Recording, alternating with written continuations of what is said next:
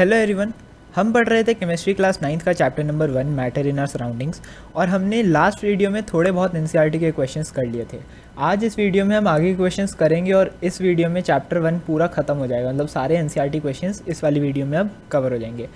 Question number 1 to 8 पिछली video में आ चुके हैं, अगर आपने वो नहीं देखी तो आप वो देख लो पहले, और फिर यहाँ से क्वेश्चन नंबर 9 स्टार्ट है। तो 9th क्वेश्चन काफ़ी सिंपल सा है, कह रहा है हमें कि कन्वर्ट इनटू सेल्सियस स्केल। हमें दो टेम्परेचर्स दे रखे हैं केल्विन में और हमें उन्हें डिग्री सेल्सियस में चेंज करना है। तो देखो, डिग्री सेल्सियस को केल्विन में चेंज करने के लिए हम क्या करते हैं, 273 प्लस करते हैं। तो जब हम केल्विन को डिग्री सेल्सियस में चेंज करेंगे तो क्या करेंगे, 273 माइनस कर देंगे। डिग्री से केल्विन के लिए प्लस करते हैं ना, तो केल्विन से डिग्री के लिए माइनस कर देंगे। तो हमें 300 केल्विन दे रखा है, तो 300 minus 273 that is 27 degree Celsius. Similarly 573 kelvin को हम लिख सकते हैं 573 minus 273 which is equal to 200 degree Celsius. तो ये सिंपल क्वेश्चन था काफ़ी। 10th question, what is the physical state of water at. दो टेम्परेचर दे रखे हैं 100 degree Celsius and 250 degree Celsius. हमें बताना है वाटर की फिजिकल स्टेट इन दोनों टेम्परेचर्स पे क्या हुई। 100 डिग्री सेल्सियस, देखो 100 डिग्री सेल्सियस वो पॉइंट है जहाँ पे वाटर बॉईल होना स्टार्ट होता है, मतलब वो बॉइलिंग पॉइंट है वाटर का। तो उस टेम्परेचर पे जो वाटर है वो लिक्विड भी होगा, थोड़ा सा वाटर लिक्विड होगा जो बॉईल हो रहा है, और थोड़ा सा वाटर इवेपोरेट होकर स्टीम बन चुका होगा। तो यहाँ पे हम दोनों लिखेंगे कि both gaseous and liquid, because at 100 degree Celsius water starts converting into steam. 100 degree Celsius पे वाटर स्टीम में कन्वर्ट होना स्टार्ट हो जाता है, इसीलिए वो गैस भी होगा और लिक्विड भी। अब 250 डिग्री सेल्सियस, देखो 100 डिग्री सेल्सियस से बहुत ज़्यादा है, डबल से भी ज़्यादा है। तो उस पॉइंट पे ऑफ कोर्स सारा वाटर सब कुछ स्टीम बन चुका होगा। हेंस 250 डिग्री सेल्सियस पे गैसियस स्टेट होगा, all water would be evaporated to steam. 11th question, why does temperature remain constant during the change of state. वैसे तो ये ज़्यादातर क्वेश्चन जितने भी हैं वीडियोस में मैंने डिस्कस कर लिए हैं, जो अभी मैंने इस चैप्टर की वीडियोस डाली हैं एक्सप्लेनेशन की, उसमें सारे क्वेश्चंस मैंने एक्सप्लेन करे हैं, बट एनसीईआरटी में मैंने ये अलग से वीडियो बना ली। ये वाला जो क्वेश्चन है ये भी रिपीटेड है। तो इसमें बोला है हमसे कि टेम्परेचर क्यों नहीं चेंज होता या क्यों कांस्टेंट रहता है जब कोई मटेरियल अपनी स्टेट बदलता है। फॉर एग्जांपल, अगर आपको समझ नहीं आया, बर्फ़ 0 डिग्री सेल्सियस पे है, 0 डिग्री सेल्सियस उसका मेल्टिंग पॉइंट है। अगर हम बर्फ़ को गर्म करते हैं तो वो 0 डिग्री सेल्सियस पे ही रहेगी जब तक वो वाटर नहीं बन जाती। तो वो जो हीट है वो कहाँ जा रही है, क्यों टेम्परेचर चेंज नहीं हो रहा, हमें इसका जवाब देना है। So the heat supplied to a substance during the change of state is all used up in overcoming the force of attraction between its particles without increasing kinetic energy। ठीक है, जो हीट सप्लाई करी गई है substance को उसके change of state के वक्त, ठीक है, जब वो अपनी स्टेट चेंज कर रहा है उस वक्त जो उसे हीट हम सप्लाई कर रहे हैं, वो सारी हीट यूज़ हो रही है उसके बीच के पार्टिकल्स के अट्रैक्शन को ब्रेक करने के लिए। जो इनके पार्टिकल्स के बीच में फोर्स ऑफ अट्रैक्शन है, हम उनको हीट प्रोवाइड कर रहे हैं ताकि वो अट्रैक्शंस ब्रेक हो जाएं और जो वो पार्टिकल्स हैं वो फ्री हो जाएं। अब जैसे ही वो पार्टिकल्स फ्री होंगे तो क्या होगा, उनमें मूवमेंट स्टार्ट होगी। तो मूवमेंट स्टार्ट होगी तो सॉलिड से लिक्विड बन जाएगा, और लिक्विड में अगर हम हीट करेंगे तो और ज़्यादा मूवमेंट होगी जिससे वो गैस बन जाएगा। हेंस क्या होता है, जब हम हीट सप्लाई करते हैं तो उसका टेम्परेचर नहीं बढ़ता, उसकी जो सारी heat force of attraction break करने में यूज़ हो जाती है और काइनेटिक एनर्जी नहीं बढ़ती। सो temperature doesn't rise and remains constant. Kinetic energy नहीं बढ़ेगी तो टेम्परेचर नहीं बढ़ेगा, देयरफॉर वो कांस्टेंट रहेगा। Question number 12, suggest a method to liquefy atmospheric gases. Atmospheric gases को कैसे लिक्विफाई करें, वैसे चैप्टर 2 में पूरा एक्सप्लेनेशन ही पढ़ लिया है इसका, बट यहाँ पे हम इसके बारे में थोड़ा बहुत बता सकते हैं कि एटमॉस्फेरिक गैसेस को हम लिक्विफाई करने के लिए क्या करेंगे। देखो, सेकेंड चैप्टर में पढ़ा है कि हम उसको फ्रैक्शनल डिस्टिलेशन का यूज़ करेंगे, बट अभी हम यहाँ पे वो चीज़ का यूज़ नहीं कर रहे, ठीक है, क्योंकि ये फर्स्ट चैप्टर है, सेकंड चैप्टर से पहले है, तो अभी तक हम ये मान के चल रहे हैं कि हमने ये टर्म नहीं पढ़ी। Atmospheric gases can be liquefied by applying pressure and lowering temperature. When enough pressure is applied the gases are highly compressed and particles come close enough to attract each other and become liquid. मतलब gases को हमने कैसे liquefy किया, temperature कम करके और pressure बढ़ा के। अब जब हम प्रेशर बढ़ाएंगे तो पार्टिकल्स अपने आसपास आएंगे। अब जब पार्टिकल्स पास आएंगे तो वो एक पॉइंट पे इतना पास आ जाएंगे कि उनमें अट्रैक्शन होने लगेगी, और जैसे ही वो अट्रैक्शन स्टार्ट होगी सारे पार्टिकल्स, सारे एटम्स एक साथ जुड़ने लगेंगे और वो गैस से लिक्विड में कन्वर्ट हो जाएगा। अब यहाँ पे टेम्परेचर को कम करना इसलिए ज़रूरी है क्योंकि जब पार्टिकल्स की अट्रैक्शन होती है, जब वो एक दूसरे के पास आते हैं तो बहुत ज़्यादा हीट प्रोड्यूस होती है। तो ये हीट वापस से लिक्विड को इवेपोरेट ना कर दे, तो हम टेम्परेचर लोअर करते हैं, इसीलिए टेम्परेचर को लोअर करना नेसेसरी होता है। ठीक है, temperature raises when we compress the gas, so lowering the temperature is also important. Next, why does a desert cooler cools better on a hot and dry day. तो सबसे पहले जो कूलिंग होती है ना एक डेजर्ट कूलर की, जो एक नॉर्मल कूलर होता है जिसमें जालियाँ लगती हैं, वो इवेपोरेशन के बेसिस पे कूल करता है। उसका जो प्रिंसिपल होता है ना कूल करने का, वो इवेपोरेशन है। अब हॉट और ड्राई डे पे क्या होगा, हॉट एंड ड्राई डे पे टेम्परेचर होगा बहुत ज़्यादा और ह्यूमिडिटी होगी बहुत कम। हॉट है मतलब टेम्परेचर ज़्यादा है, ड्राई है मतलब ह्यूमिडिटी बहुत कम है। अब ये दोनों ही फैक्टर्स क्या कर रहे हैं, इवेपोरेशन जो रेट ऑफ इवेपोरेशन है वो डायरेक्टली प्रोपोर्शनल है इन दोनों चीज़ों के। ठीक है, मतलब डायरेक्टली प्रोपोर्शनल है टेम्परेचर के और इन्वर्सली प्रोपोर्शनल है ह्यूमिडिटी के। अब टेम्परेचर ज़्यादा है मतलब इवेपोरेशन ज़्यादा, ह्यूमिडिटी कम है मतलब इवेपोरेशन और ज़्यादा। तो दोनों फैक्टर्स इवेपोरेशन को फेवर कर रहे हैं। इससे क्या होगा, रेट ऑफ इवेपोरेशन बढ़ जाएगा, और अगर रेट ऑफ इवेपोरेशन बढ़ा so therefore desert cooler will cool better, because यही तो प्रिंसिपल है डेजर्ट कूलर के वर्क करने का। जितना ज़्यादा इवेपोरेशन होगा वाटर का, उतनी ही ठंडी हवा वो देगा। तो इवेपोरेशन का रेट बढ़ गया, देयरफॉर जो डेजर्ट कूलर है वो ज़्यादा जल्दी ठंडा कर रहा है। क्वेश्चन नंबर 14, अब ये आपकी बुक के हिसाब से क्वेश्चन नंबर 5 है। ठीक है, एनसीईआरटी बुक के हिसाब से, यहाँ पे थोड़ी सी कन्फ्यूजन ना हो इसलिए मैंने नीचे लिख दिया। वैसे ये क्वेश्चन नंबर 14 है मेरे ऑर्डर के वाइज, बट ये एनसीईआरटी बुक में क्वेश्चन नंबर 5 है, पेज नंबर 10 का। ये पेज नंबर 10 का क्वेश्चन नंबर 1 है। ठीक है, ये पेज नंबर 10 का क्वेश्चन नंबर 5 है। सेकेंड, थर्ड, फोर्थ इसके नीचे है। So what type of cloth should we wear in summers. तो हमें समर्स में कैसे कपड़े पहनने चाहिए। देखो, cotton clothes are best preferred for wearing in summer season. इसका रीज़न ये है क्योंकि समर्स में हमारी बॉडी ना बहुत स्वेट करती है। ठीक है, we precipitate more through skin, so the cotton clothes quickly absorb the sweats and expose it to atmosphere for evaporation. Cotton clothes की एक खास बात होती है कि वो जल्दी से सब कुछ मतलब स्वेट एंड वाटर जो भी लिक्विड होता है इसे जल्दी से एब्जॉर्ब कर लेते हैं। तो वो हमारे स्वेट को भी बहुत जल्दी एब्जॉर्ब कर लेंगे और उसे एटमॉस्फेयर में इवेपोरेट कर देंगे। अब ये इवेपोरेट तो करेंगे, बट ये इवेपोरेशन के लिए टेम्परेचर कहाँ से आएगा, ये टेम्परेचर लेगा हमारी बॉडी में से। For evaporation it will take latent heat of vaporization. यहाँ पे मैंने सिर्फ हीट लिखा है, आप लेटेंट हीट ऑफ वेपराइजेशन लिखोगे तो ज़्यादा बेटर है। It takes latent heat of vaporization from our body. अब अगर हमारी बॉडी से ये हीट ले रहा है, मतलब हमारी बॉडी से हीट का लॉस हो रहा है, so ultimately we will feel cool and comfortable. Therefore cotton clothes should be preferred during summer seasons. 15th question, why water kept in an earthen pot becomes cool during summers. अगर आपने ये chapter की theory मतलब पुरानी videos देखी हैं तो आपको ये सारे क्वेश्चंस मैं अज्यूम कर रहा हूँ कि आपको सारे आते होंगे, बिकॉज ये सारे मैंने डिस्कस करे हैं। तो अर्दन पॉट में रखा हुआ जो पानी होता है वो अपने आप गर्मियों में भी, ठंड में तो रहेगा ही, गर्मियों में भी अपने आप ठंडा रहता है। इसका रीज़न क्या है, अर्दन पॉट्स में काफ़ी सारे छोटे छोटे पोर्स होते हैं, लार्ज नंबर में एक्सट्रीमली स्मॉल पोर्स होते हैं, जिनसे एकदम मिनिमल अमाउंट ऑफ वाटर, एकदम ड्रॉप लाइक वाटर बाहर आता रहता है। अब ये वाटर नीचे नहीं गिरता, ये क्या करता है, ये अर्दन पॉट के सरफेस पे चिपक, मतलब अर्दन पॉट के सरफेस पे फैल जाता है और उसके सरफेस को गीला कर देता है। अगर आप कभी उस मटके को छुओगे बाहर से तो थोड़ा सा गीला होगा। अब ये जो वाटर है आउटर सरफेस पे, ये इवेपोरेट होगा। ठीक है, और ये इवेपोरेट कैसे होगा, लेटेंट हीट ऑफ वेपराइजेशन लेके। और ये लेटेंट हीट ऑफ वेपराइजेशन कहाँ से लेगा, from the water kept in the pot. मतलब जो मटके के सरफेस पे जो पानी है वो इवेपोरेट होने के लिए मटके के अंदर वाले पानी से हीट लेगा।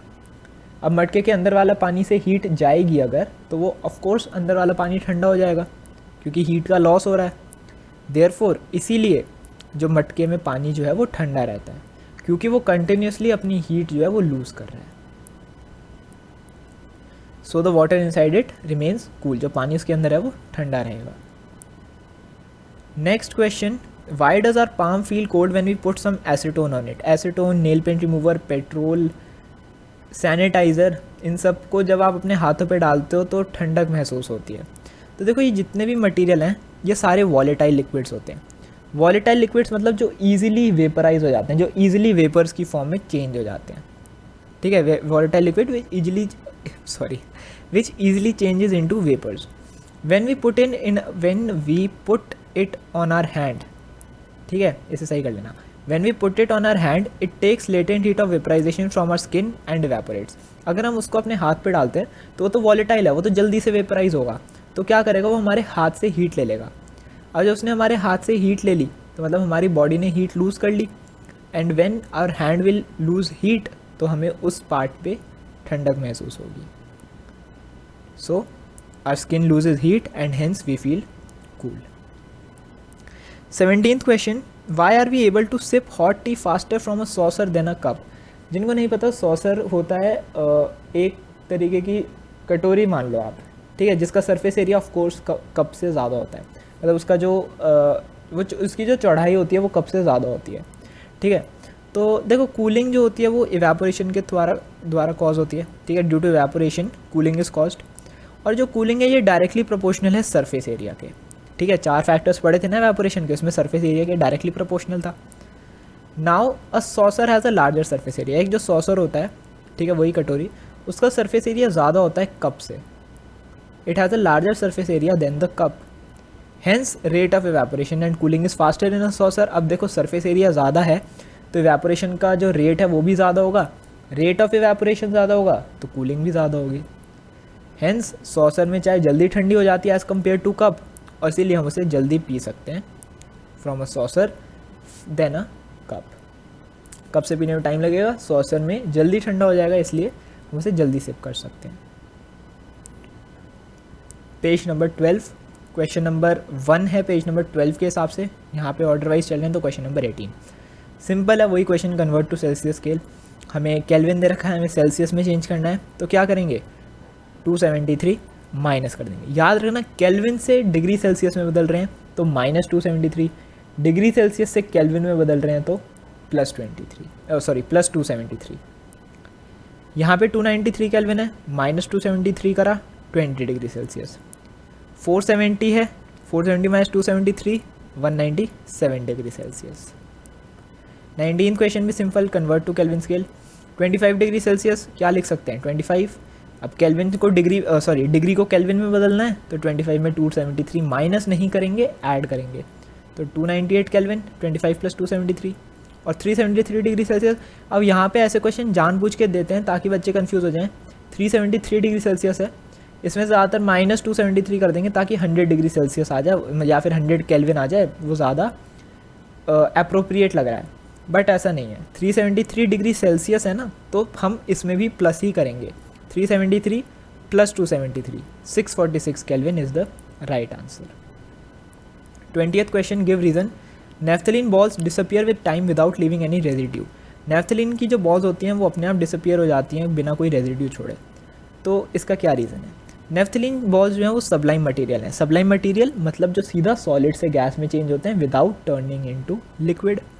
They undergo sublimation, so they directly convert into gas. बस यही रीज़न है। वो सॉलिड से सीधा गैस में चेंज हो जाते हैं और वो गैस कहीं उड़ जाती है, तो कोई रेजिड्यू वो पीछे नहीं छोड़ते। अगर लिक्विड में कन्वर्ट होते हाँ तो रेजिड्यू छोड़ते, क्योंकि जहाँ भी हमने उस कपड़ों में डाला होता वो गीले हो जाते, रेजिड्यू बच जाता। बट ये सॉलिड से सीधा गैस में चेंज हो रहे हैं तो रेजिड्यू बचने का कोई सवाल नहीं उठता।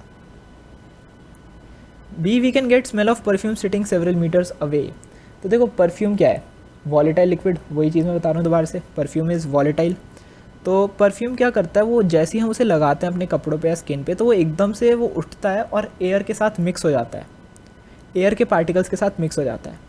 अब एयर के पार्टिकल्स तो मूव कर रहे हैं, बहुत फास्ट मूव कर रहे हैं, उनकी काइनेटिक एनर्जी बहुत ज़्यादा है, और अब इन एयर के पार्टिकल्स के साथ उस परफ्यूम के पार्टिकल्स भी आ गए हैं।